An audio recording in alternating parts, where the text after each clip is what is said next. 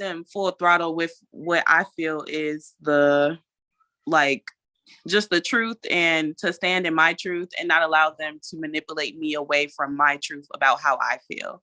And that has been successful for me. And then also detaching from those people if they're not able to show up in a way that allows for me to show up as my true self. Yeah, and that's great. I'm glad you shared that, Jakayla. One of the things with when we're talking about whether it's narcissism or another personality disorder, because that's what it is. You can have, as Jakayla said, narcissistic traits, but not have a narcissistic personality disorder. And now that people have become more familiar with the term, they're calling everybody a narcissist. If somebody is, has a little bit of selfishness, they're considered a narcissist. But I think just to clarify, when we're talking about to actually have a personality disorder, you start to know you're with a narcissist, not just because they're selfish, but you, as I said, they start to make you feel, the relationship starts to feel oppressive.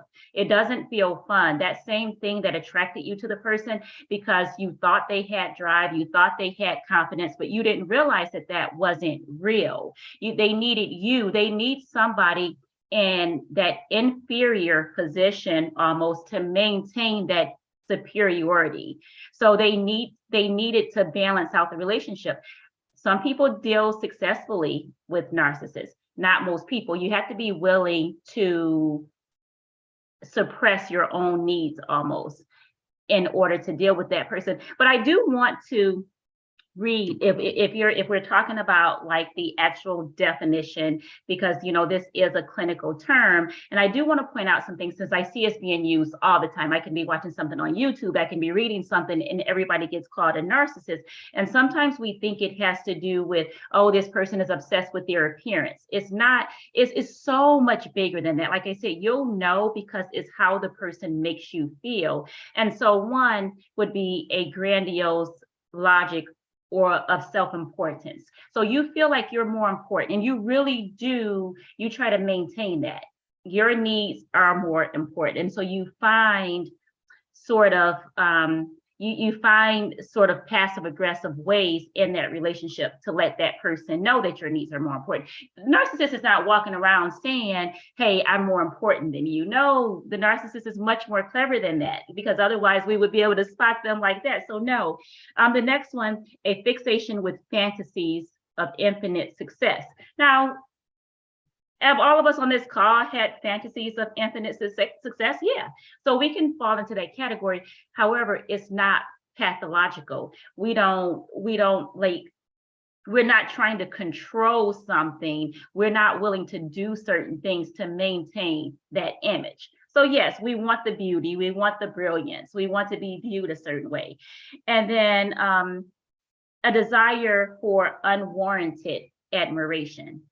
So you want things that you don't even deserve. And it's not just a desire. It's not just, again, we all want this. We want to feel loved. We want to feel respected, but it goes beyond that. It's like, if I'm not getting this, I'm going to make you and everybody else around me miserable. Okay. So you have to think of these things in terms of extreme. This is a big one that I always point out, a sense of entitlement. I think this one right here can sum it all up.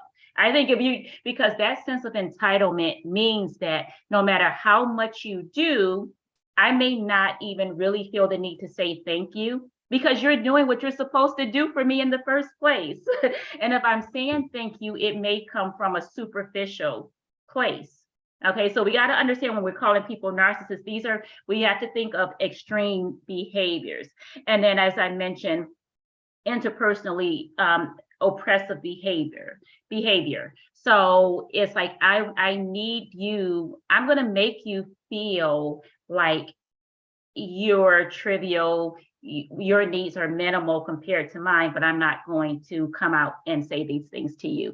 And then when you bring it up, I'm going to get into gaslighting. Oh, this is just your imagination. Gaslighting is another term that's used a lot now, but I'm making you think that what you think is not true, and it's just really stemming from all of your paranoia. Okay. And so now you walk around thinking that there must be something wrong with me because he or she is perfect, right? So I'm the one with the problem. And so no form of empathy. we're like going back and forth on that. Can narcissists actually have empathy? For the most part, though, if I need you to meet my needs and I feel like only my needs count, it's kind of hard for me to recognize that you may be hurting too. I maybe can't put myself in your shoes because only my shoes are right. My shoes are the only ones that have the right fit. And so you need to fall in line with that. And so the one we're most familiar with is egotistical and conceited behaviors. So that's the one we focus on the most. But see how that's only a small part of it. It's not just about the way you look, and it's so much bigger. It's an attitude that makes you feel like you're less than. It's an attitude that makes you leave home every day or leave that relationship feeling frustrated. And you don't even know why until somebody says, yeah, you're probably dealing with a narcissist. And this, I'm just letting you know, this has been live since Jakayla has been talking, because you guys talked about a lot of good points and everything. So I think is, more like the motive behind, like why are you being a narcissist? Is because you want to control something or hide something secretive that, something happened in your childhood about, like, maybe you didn't have a mother in your life, you didn't have a daddy in your life, and you're trying to get that, as an adult, that mother's love, you know what I'm saying, so you think it's something more like secretive that they're trying to hide about themselves? A lot of times it's the hiding part is to hide that big ego is not so big after all. That sense of that confidence is not there at all. So that's the hide part. Now, why do they feel the need to even have all of that? That's another story. And you kind of pose the question that's been going on, for years in psychology. Are we born that way, or are we made this way? Did our parents make us this way, or so nature versus nurture? So was I born with it, or did the world make me this way? And I always say I think it's a combination of both. I think you can see personality in kids very early on if you're paying attention.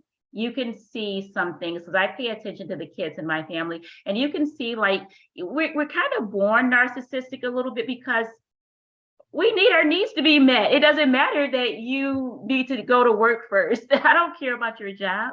But as we get older, the right environment, we learn to tame that, right? We develop empathy. We know that other people's feelings count. So I know, Jakayla, I'm sure you have something to say, to chime in. I was just going to say, I feel that after the doctor has spoken, I definitely was dealing with the narcissist.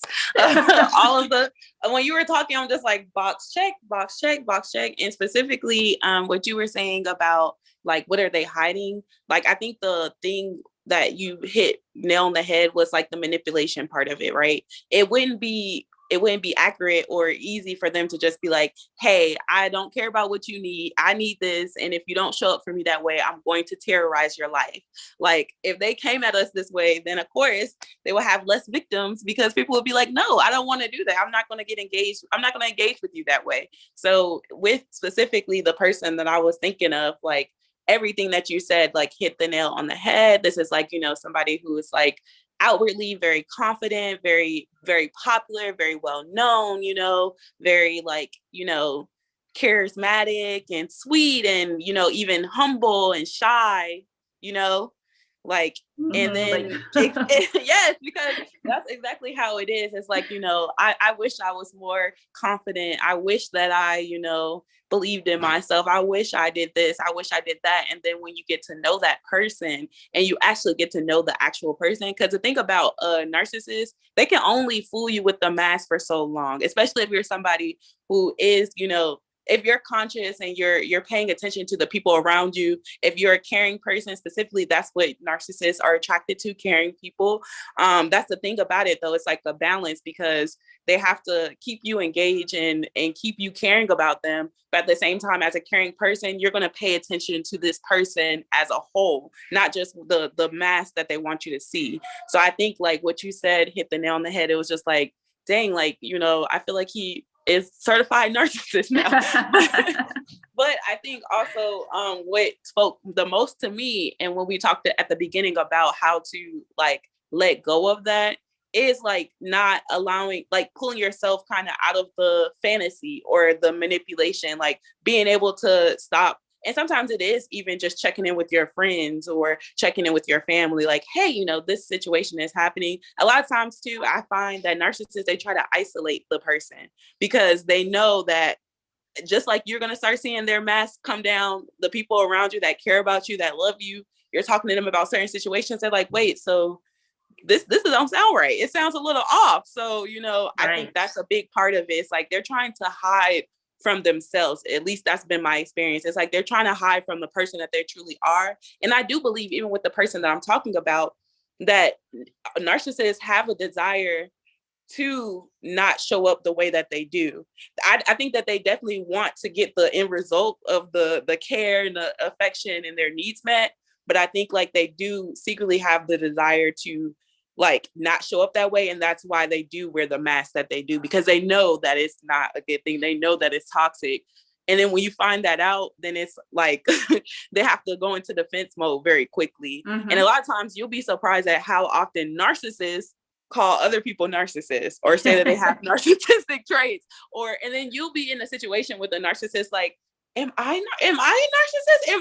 Do I show up this way? Am I engaging with this person, not caring about their needs? Like, I know I don't show up that way. And even checking in with friends and family will get you to the point of like, no, dude, that's not you. Like, it sounds like it's that person. And that's like their worst fear. I feel a narcissist's worst fear is being found out. Mm-hmm.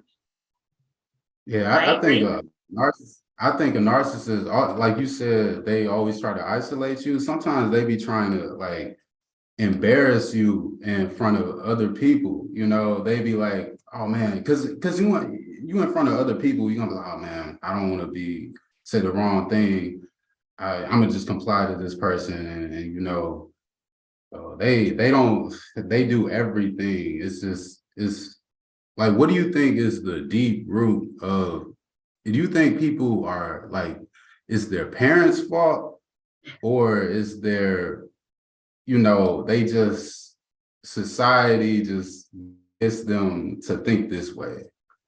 You know, I don't want to say fault, but I think it's a combination of their personality structure at birth, and then how, I guess, if we're talking about the parents and their environment, they're, you know, and parenting and society, you know, we do know that some kids are praised more than others. If you're a child athlete, you may be praised a lot more than some of your other peers, you know, especially if you're great at what you do. And, you know, so I do think it's a combination. And, you know, and Jakayla is right, everybody can meet one of those traits, but it's a matter of, is it pathological? Is it something that affects your relationship? All of your relationships that, you know, you're completely dysfunctional, whether it's a relationship at work or, you know, intimate relationship. But it's a combination. I think it's a combination of both. And people have a very hard time. It's kind of hard for a narcissist to get help. People say, well, can't they just go to therapy? Well, it's kind of hard to get help if you think everybody else around you has the problem, right? So am I going to go to therapy if I think Stephen has the problem? If I'm like, well, if Jakayla would just do this, then everything would be all right. Why would I go to therapy? Why would I be the one to go to therapy? And then sometimes narcissists go to therapy and talk about the people who need therapy.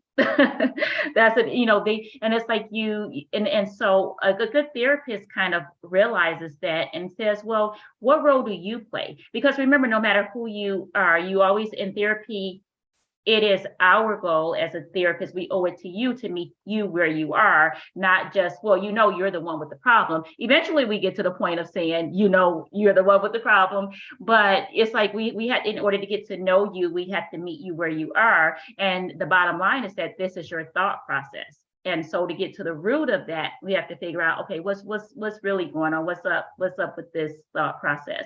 And how do you play a role? Because no matter what, even the person in a relationship who feels like a victim in that relationship with the narcissist still has some responsibility. So if you want to just look at yourself as the victim, and then you have an issue too. Maybe you have some type of pathology that we need to deal with. So that narcissist may not be the only problem. We focus on that person because their problems are obvious, but do you have a dependent personality disorder? Do you have something? Is there something in you that's broken? Is this like trauma bonding? Is this like what's really going on? And so something about that narcissist may be meeting your needs, but maybe you like the victim stance a little bit too much. And when people are saying, oh, you should just leave her, or you should just leave him, maybe there's something about that you like about being a victim. So we got to understand, when we're pointing the finger at that narcissist, victims are not always victims in a traditional sense, what we think of. We think of victims, and again, we think of extremes as somebody who's helpless. But we got to understand that sometimes people like that role that they play, it does something for them too. So either way, both people have a responsibility, and both people kind of contribute to the problem. One person may just be more obvious, that's it. But both are part of the problem.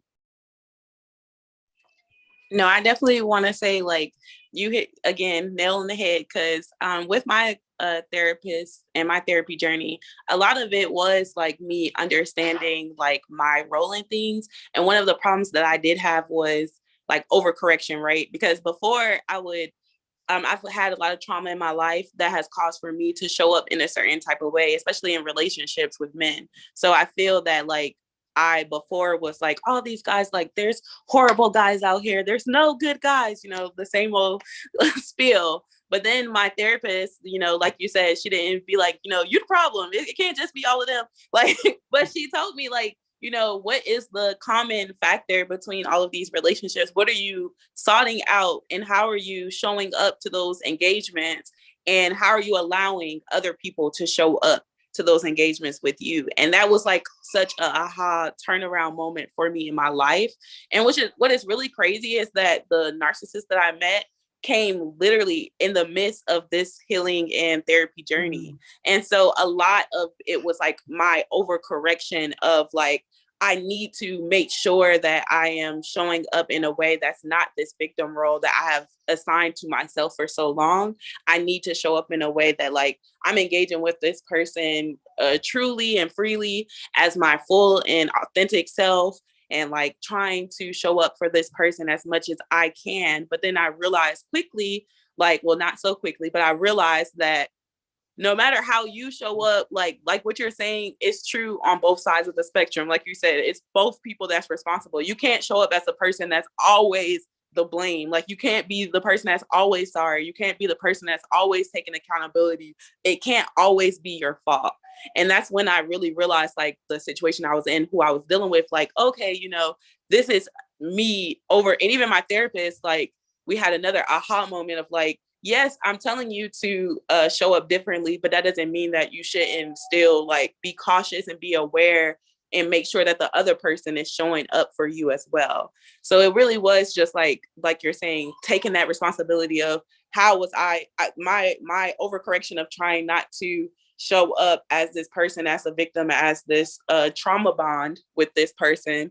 I ended up making a trauma bond during that phase of my life, of my healing journey, but it was very necessary. And it might not, have gotten that person to where they needed to be, but it definitely got me where I needed to be as far as making sure that I'm cautious and just very like aware of how people show up for me in my life. And it really reigned outside of relationships, like romantic relationships. It reigned for my family. I was doing a lot of ancestral work with my family at the time, which caused for like a lot of trauma to come up, a lot of issues to come up in our family dynamic that made me also recognize through my family and the generational trauma that we have, why I am, again, showing up the way that I am, why I'm engaging with people and allowing them to show up for me the way that they have, because I have allowed my family in a certain way, in certain ways, to show up for me and engage with me in a certain way. So it was like universally okay. So it's just sometimes like you said, it's easy to point the finger and be like, oh, that person's a narcissist, they're bad, they would, leave that person alone. But no, it's not just about that person being a narcissist, they're bad, leave them alone. You need to focus in on yourself and what in your vibration or your energy caused for this person to like show up in your life the way that they did, and what caused for you to allow them to stay. So those were like hard questions that I had to ask myself. And luckily, I'm not dealing with that person anymore. But outside of not dealing with that person, I'm also very cautious of how I show up. I feel like it made me very cautious, again, of how I show up and engage with other people, but also paying attention to how they show up for me. Because it's easy to get lost in the balance of those two things. Mm-hmm. Very, very, very much so. Yep. You pay attention to how you show up. And then be flexible. I mean, I don't care how much you love someone, you can say, okay, something's not right here. This is not just about you, this is about both of us. And when they get, well, I didn't say that. No, you didn't say it, but you're showing it. And so you have to be willing to stand by that.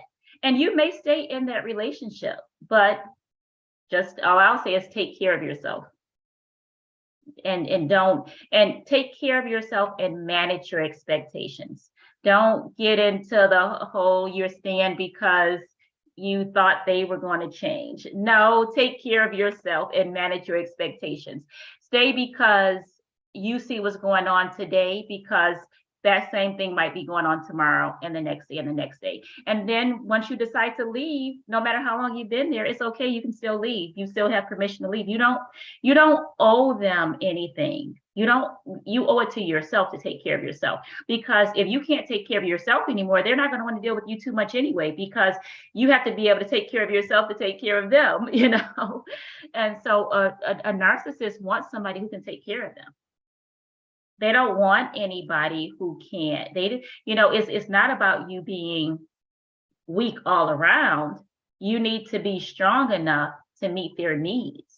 You need to have it together. You need to be the one to have it together, because chances are they're not going to really have it together. They have the appearance of having it together, and you're there to help maintain that appearance of having it together. And when you can't do that anymore, you're no good anyway. So if you want to stay with them, you better take care of yourself, because they're going to end up getting rid of you.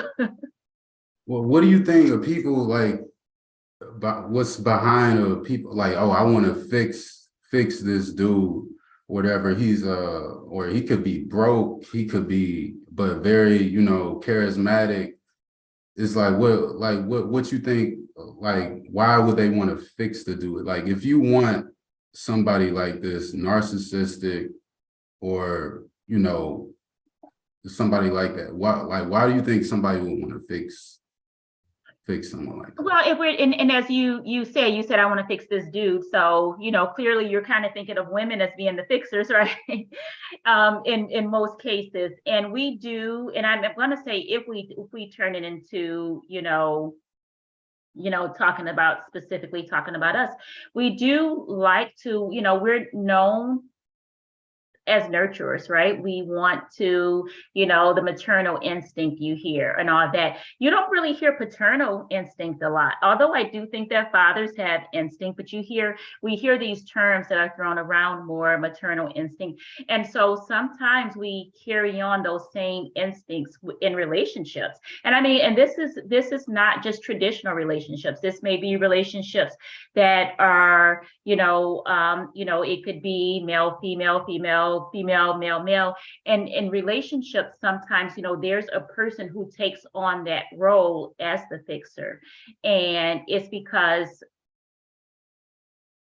probably because we're naturally that way. I'm going to say we didn't just get into that relationship and become the fixer. There's something in us that says, and so sometimes we see the good. Like, you see somebody, and no matter what they're doing, and no matter how they may be showing all awful behavior, right? But that's on the outside. We can kind of look at them and we see what's on the inside. And we want to get to that. And that's what in our fixing, what we're really trying to do is peel the layers. And sometimes we may be peeling forever, but that's really what we're trying to do. We're trying to get to that part that we see. We see the good. Sometimes we get there and sometimes we don't. Sometimes we get, we get a glimpse of it and we feel a glimpse of it, but then it goes right back those same layers. So you're peeling away again. And so it's because we see the good. We know that there's potential. How many relationships, how many people are in 50-year, 60-year marriages because of that potential they saw in somebody, right? They're there because they saw potential. And that's, potential is a big word. Potential has, basically saved a lot of relationships. Save them on the outside, I would say, because we hope and pray one day that you'll be that person we know you can be, and so we just keep trying. And some of us don't give up once you start on the project, you don't give up until you're done. I want to finish. I was just going to say a narcissist, though, that's the thing about it, because they trick you by being the person that you think that they are, right? At the beginning of relationships, they are the sweetest, the most caring, the most unselfish. Like, they show up in this way because, again, it's a mask, it's a performance for them. So I think when you get that at the beginning, then you're like, oh, this is like whatever you're going through now, like we can get through this because I know that is you. That's the person that you are. Like, and so I'm going to keep fighting for this, even though you have not shown me these traits, or you might I think what narcissists do is like they try to keep you on the hook, right?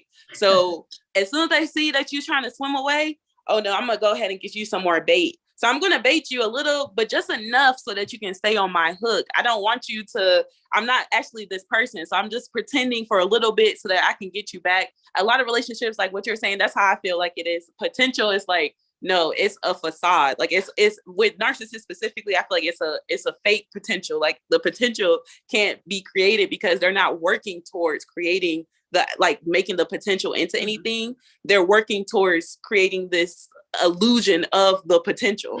So like if they took the energy that they spent creating this illusion in the actual potential that they have into being whatever they want to be, then it's like, can you explain that, doctor? Because to me, that's like the most craziest loop to see somebody go through. It's like you want to be this person you're presenting to be, but instead of doing the work that it takes to actually become that person, you'll rather just like perform as this person for as long as you can manage or trick somebody. Well, and see, so that's just it. A narcissist would have to commit to going to therapy and being in therapy for a long time in order to get there. Because when you think about the definition of a narcissist, they're not thinking that they're tricking you into anything. They just are who they are. So it's not like they have this sense of entitlement. And so it's not like I'm making this conscious effort to do these things. I really do believe what I'm doing and what I'm saying. And so it would take talking with somebody and committing. They have to commit to it. It can't just be another facade. I'm going to go to therapy because, this person, Jakayla, thinks I should go and this is going to save the relationship. It can't be that. They have to really commit to, okay, yeah, I am, I do make it about me and I do want to change that. They would have to commit to that and then work from there. It doesn't mean they're not going to still have those traits, but they can be more aware. They can become more aware. But before that happens, chances are you will have checked out by that point. Like the person you're talking about, I don't know are they in therapy now? Or see, that's because and that's the crazy thing like the story is you were the problem. And that's okay. That's the craziest thing that you say that, because the person, we have mutual friends. So, to the friends, they know me, they know me as a person. They know him. They know his mask, but even knowing me and knowing his mask, Like they still are like, no, like the things that he's saying, that's not you. Like that's not how you show up in the world, let alone like I know that's not how you engage with this person. But it doesn't matter because to him, like you're saying, like he actually believes that like everything that ever happened wrong was my fault. I was responsible for it. And because I also didn't, and what my therapist helped me to realize is that I was toxic to him in that situation because I was so overcorrective. So I was so like, I'm sorry, so apologetic. So like, you know, I was feeding him, You were feeding the monster. Yes, I was feeding the monster. But I do realize like, you know, it and he, you know, would say, oh, I'm going to go to therapy. I don't want to lose you.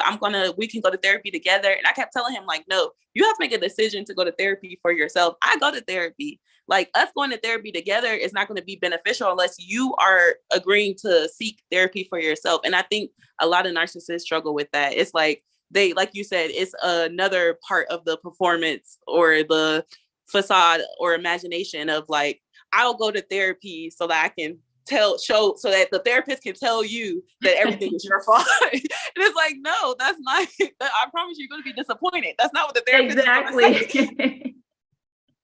Now, I wanted to talk about what you said, Dr. Michelle. Like you said, women are nurturers, and you said that they, you know, want to fix the person. And people have been together for 50 years, 30 years, because they see potential.